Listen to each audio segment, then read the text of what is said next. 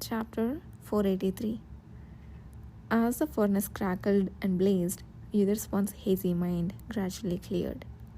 Lifting his sweat-soaked eyelids, Yudhir took a deep breath, exhaling the remnants of lingering pleasure that still resided in the pit of his stomach. While this didn't completely remove the sensation from his lower half, it definitely subdued the heat to some extent. "Aren't you thirsty?" The man embracing Yudhir while they lay face to face softly asked. "Yes." As he replied, a wave of tension unconsciously traveled down to his lower body. Concurrently, a snug and tingling sensation coursed from the point where they remained connected. Their hastily discarded clothes lay in a heap, thrown aside after what felt like at least 3 rounds, but the object between his legs felt as unyielding as ever, never once losing its vitality. The moment he felt that sensation, his inner lips grew moist again, and some part deep within him tingled with greedy yearning. His body, which had so passionately quenched its thirst only moments ago, still seemed insatiable, despite his muscles feeling lax now. Recognizing that Yudhir was experiencing this, Kishir began to gently move while holding him closer. It wasn't an intense moment that would make everything soaked like before. It was a leisurely motion, just enough to scratch where it itched. Swaying his hips to match the movement, Yudhir thought about how much his body seemed to have changed in just a few days. The sensation was overwhelming the first time, but each subsequent experience seemed to become denser. At first, the immense emotions and sensations felt overwhelming to the point that everything else became secondary. Now, however, he was growing accustomed to this peculiar internal sensation. His acceptance also deepened, so much so that they had been deeply connected earlier. But now, every motion was gentle, making the sensations smoother and calmer. It felt as if he was submerged in comfortably warm water, a pleasant feeling that stimulated his lower body and back in a rhythmic pattern before fading away. He felt like he could easily drift off to sleep in this state. "Soon the vacation will be over," came the voice from above him. Yudhir lifted his head. Kishir playfully penetrated deeper as he spoke. "For the first time in my life, I dread the end of a holiday. Even more so because I know our time for this will lessen once we return to our daily lives. ... Yudhir felt no different. He had never lamented the end of a vacation or holiday in his previous life, but hearing those words now filled him with an odd sense of regret. After the vacation ends, this place will become chaotic again. We will have to deal with matters we have temporarily put off. And moreover," pausing briefly, Kishir finally spoke as he lowered his hips slowly, "we will find out how far we can go with this new key of change we hold. Are you okay with that?" The key of change. Its meaning was clear, without needing to be questioned. Kishir was signaling to Yudhir his intention to carry out the very reason he had told the emperor he had no plans to suppress the rumors. People still knew nothing about the awakeners, and even less about those who had manifested second gender. It was a ridiculous affair, but after the trial notes of Beltrilshan Apeto's horrifying experiments had been widely disseminated, the public's awareness of individuals with second gender had somewhat increased compared to their past lives. However, that was all it amounted to. Those who had manifested their second gender had long been treated like a thorn in public sight, even in his previous life. The heat cycles they experienced, the changes in their sense, or even the object of their affection were all different to reveal naturally. Within the cavalry, where many individuals with second gender were present, such traits were accepted more openly. But outside, it was a different story altogether. Even Yudhar's power could not easily change this. Yet, there was still an opportunity to enact change in this regard. The best way was for influential individuals to openly reveal themselves and inform the public about their natures.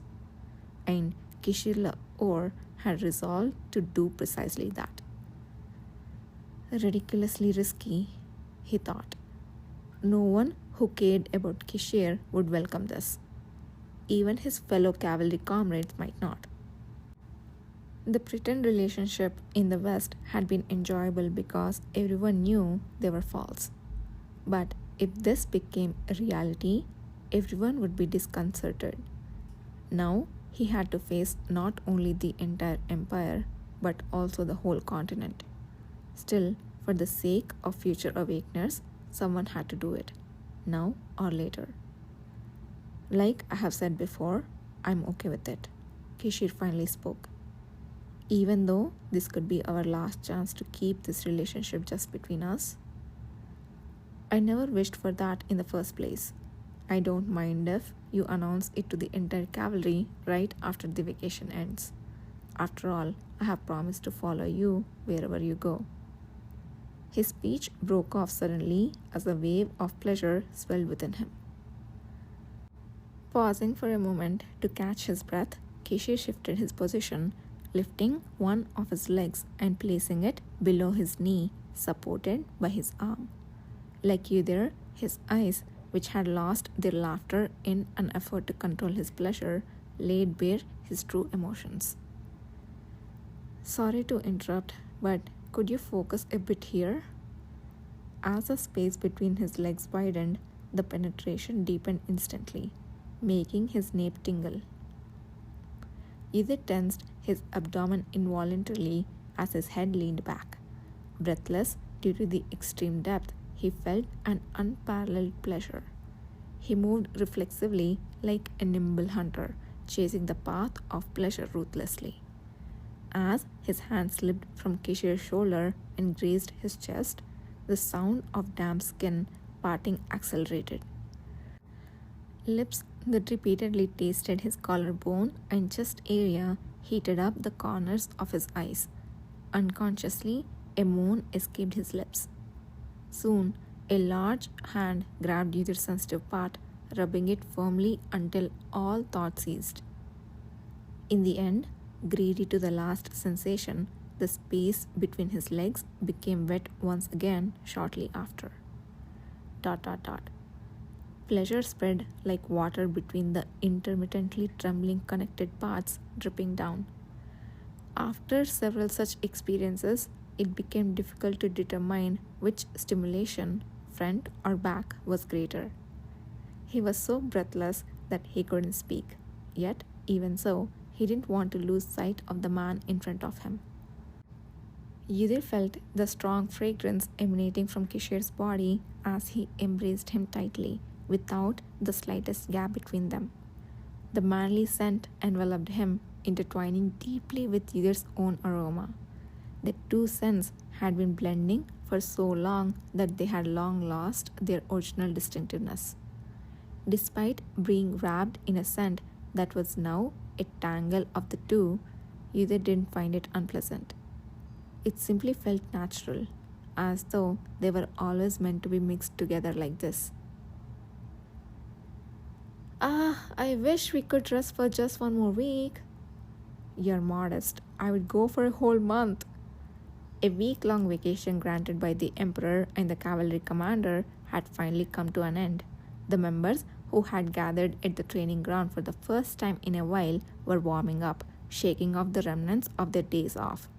Among them, several members wishing for additional days off showed their faces, still clearly bearing the effects of a week soaked in alcohol.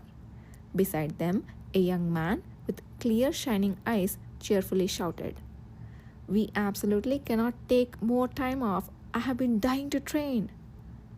"You say that because you're young and full of energy." "Yeah, I felt the same when I was your age." Who was it that said they wanted to rest more? Who? Either. The member who had been about to speak quickly closed his mouth when he heard the question from Yudhir, whose head suddenly popped up. With a face colder than a midwinter wind, Yudhir seemed unchanged, as if he had not been on vacation at all. If anyone shows reluctance in the upcoming training, it will be intensified at least threefold. As if they read the warning in Yudhir's dark eyes, the member suddenly sprang up and started running. The only one who seemed pleased to see Yudhir was the young man, Jimmy. Yudhir, where were you the entire vacation? I went to look for you in your room several times, but you weren't there, so we just had fun amongst ourselves. Sorry, I had some matters to attend to. What matters? You should have taken me with you. It wasn't the kind of thing to involve others in. While the boy tilted his head in confusion, not grasping the hidden meaning in Yudhir's words, other colleagues who were close to Yudhir appeared. There was Gakane, who looked like a withered rose, possibly due to a hangover. Stiber, whose complexion seemed bright, suggesting he had a pleasant time with family. And also Ever and Kana, who greeted Yudhir in unison. Yudhir, did you have a good rest? Oh, Yudhir. Hello? Unlike the cheerful greeting from Ever, Kana seemed to have trouble meeting Yudhir's eyes. Jimmy looked puzzled as he watched Kana hurry away, hobbling awkwardly. Why did Kana act like that? Is she unwell? Who knows? Gosh, it's not the manifestation of the second gender, is it? That's unlikely. If she keeps acting like this, I will go ask her later. Don't worry. Alright. Thank you everyone for assembling so promptly. Just then, Kishir made his appearance and began speaking, drawing the attention of all the members. Jimmy and Yudhir's conversation came to an abrupt halt. Did everyone have a good vacation? Yes. I see some faces that seem like they wanted more time off. An awkward laughter rippled through the ranks of the cavalry members.